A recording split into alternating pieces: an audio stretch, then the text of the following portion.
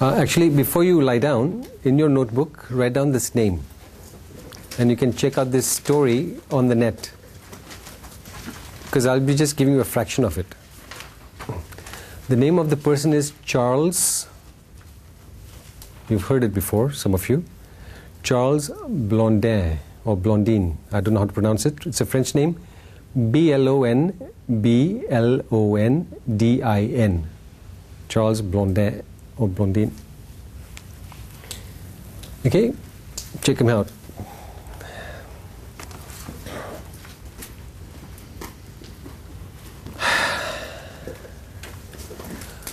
Brother Charles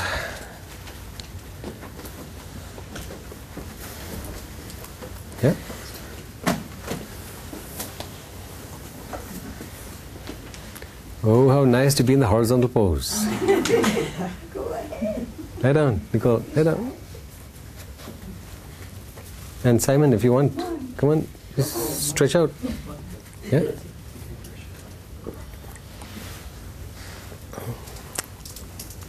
You can see his photo and his stuff on the net. He's over there. Brother Charles, since he was a child, was passionate about tightrope walking.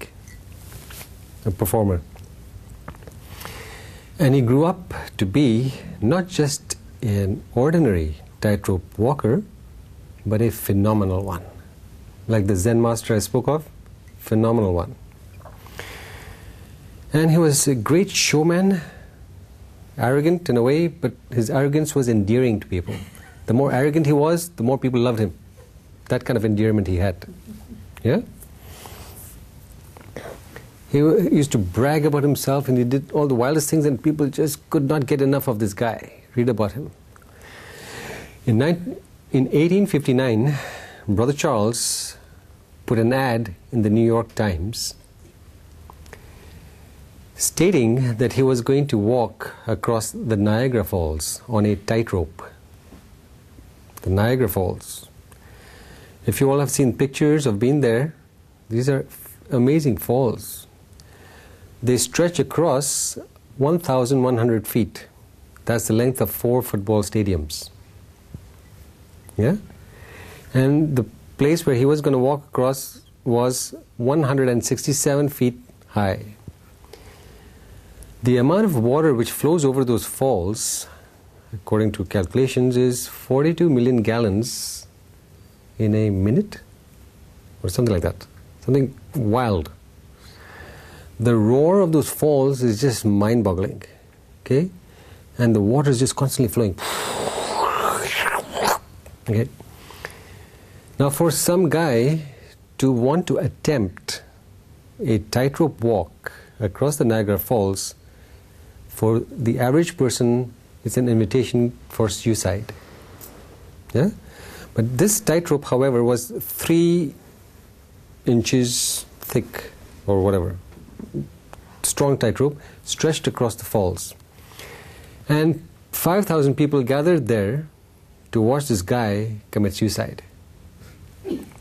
They were not coming to see him walk across the tightrope. They just wanted to see this nutcase going over the falls. Okay, now Brother Charles announced on his little loudspeaker, whatever they had in those days, 1859, okay, you guys, how many of you think I can walk across the falls? And everyone said, yeah, man, go for it, go for it. Not one of them believed. This is like goading a man to his death. So he grabbed his, what do you call it? The balancing bar, balancing stick on the tightrope. And he scrambled onto the tightrope and tuk, tuk, tuk, tuk, tuk, tuk, tuk. He ran across almost on the rope across the falls, and the people just went haywire. It was a phenomenal sight to see this guy in these the raging waters below, totally calm and confident, walking across the falls with this balancing stick. The crowd just went haywire. The applause was louder than the falls. Yeah, Charles, Brother Charles.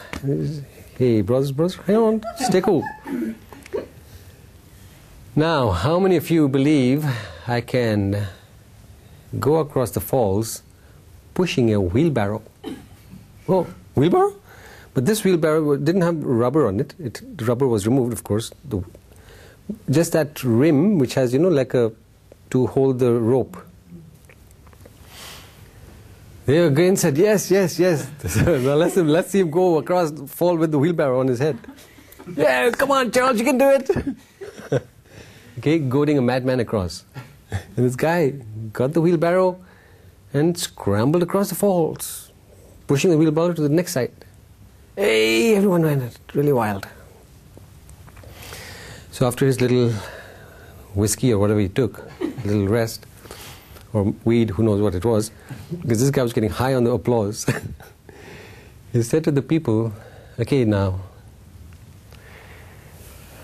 how many of you believe I can walk across the falls on stilts? And they thought, this guy is really asking for the Lord to take him away. But these stilts were not the regular stilts. Again, they had, like to grip the rope. Yeah? So they said, yes, we believe you. But not one of them really believed, as usual, till they saw it happen. So this guy got on these stilts, and he went with his little rope, with his stick, tock, across 4 football stadiums. Fantastic. Everybody was just so... Now they were starting to believe in the guy. Well, they were starting to believe. All right, you brothers and sisters, how many of you think I can go across the falls blindfolded? They said, whoa, okay, blindfolded. Yeah, let's see that. So you just try walking blindfolded across a plank. See how well you can hold your balance, blindfolded. And this guy's... Plank, even on this flat... Even on a flat ground, yeah, it'll wobble a little. Okay? Especially if the plank is across even just one floor. Okay? This guy is walking on a tightrope with no net below, just fish waiting to gobble him up. And he blindfolds himself and he scampers across call it chasm, whatever. He goes across that rope, and the crowd is so amazed at this man's ability to...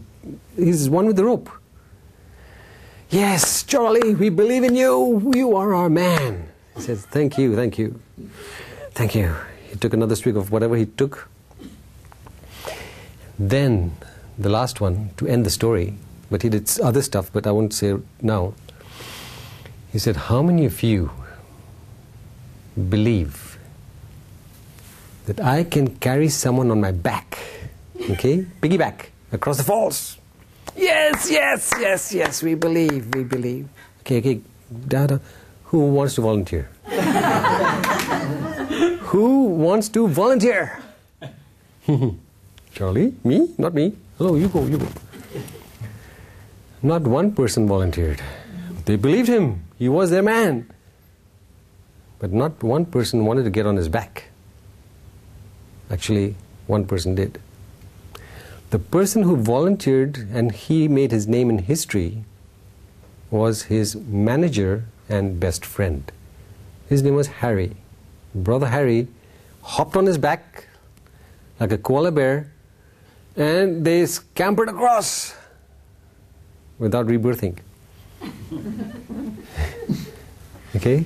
Harry Concord, or whatever his name was the only man in history going across the falls on someone's back. Nobody else has done it.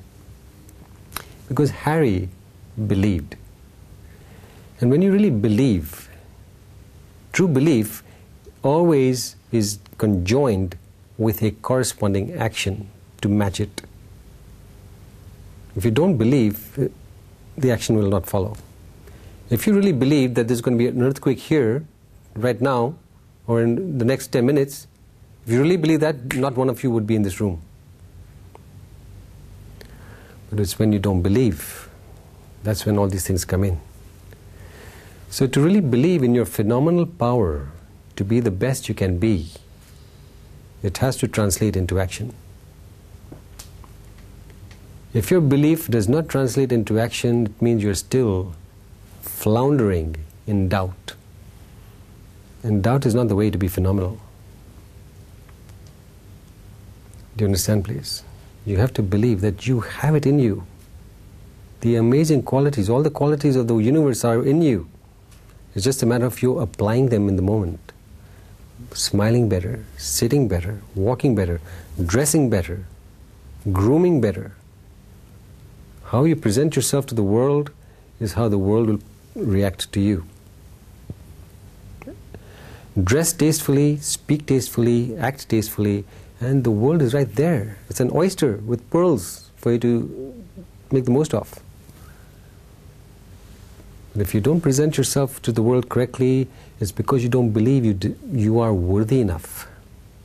Present yourself correctly to the world. And you can walk across tightropes, stretching across the earth and Mars.